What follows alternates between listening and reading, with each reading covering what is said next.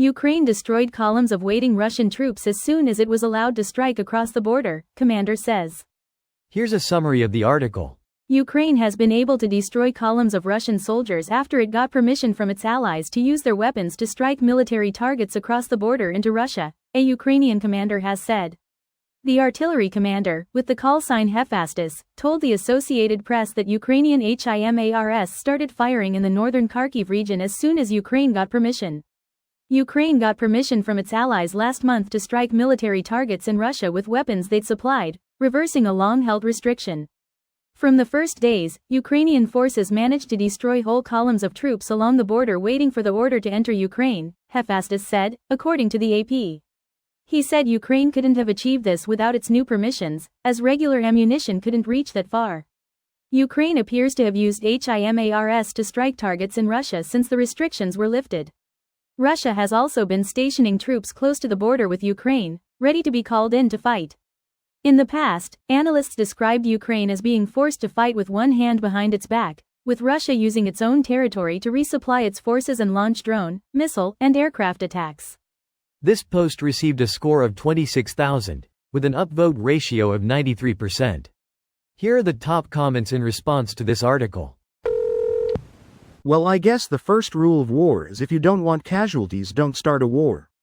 I don't think Putin cares much about casualties. Honestly, I am beginning to think Putin's current goal was to lower Russia's population so there won't be any food shortages. Russian history is absolutely full to the brim with mass death. Go back 200 years and look at any great or mild accomplishment. Any politician, soldier, or citizen looks back on their history as the example. Russians wipe out a couple million Russians and neighbors every 20 to 30 years. There's the old joke. Frenchman, I will die for art. Italian, I will die for love. Englishman, I will die for honor.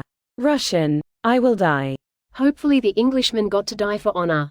Edit. Just to be clear, this was not expressing a desire for the Englishman to die, but rather, if they did die for a cause, said cause was spelled correctly.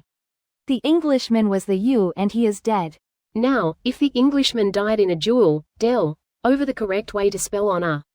Blame it on capitalism, or being cheap. I don't know why people are downvoting you, because it is 100% true that American English doesn't have letters like U and words like honor is because the printing press wanted to save money, so cut letters out of words.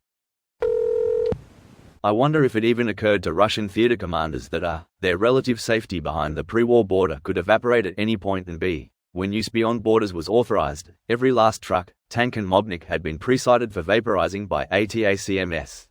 I guess they got complacent about the rules of this war. Having staging areas close to the border instead of KM behind is a big logistical advantage and what Ukraine struggled with in the past 2 years.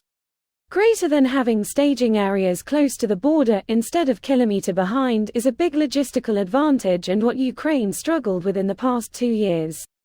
Every time I read that I get madder. It's ridiculous we claim to be doing everything we can to help the Ukrainians and then condescend ourselves to dust off equipment from the clearance shelf and hand it over only with strings attached.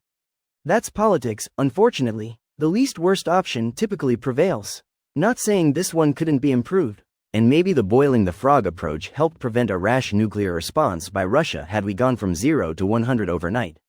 I honestly think that's the whole point. I wouldn't be surprised if they would soon allow Ukraine to strike even further inside Russia with US equipment. I was listening to a podcast from someone that was involved in military planning in Vietnam and he said that was their whole point in an offensive action, every day ratchet the pressure up. This video was automatically created by Reddit to Speech. The article and comments in this video were selected from Reddit according to their upvotes, and any paraphrasing was performed by smmry.com, without any human intervention.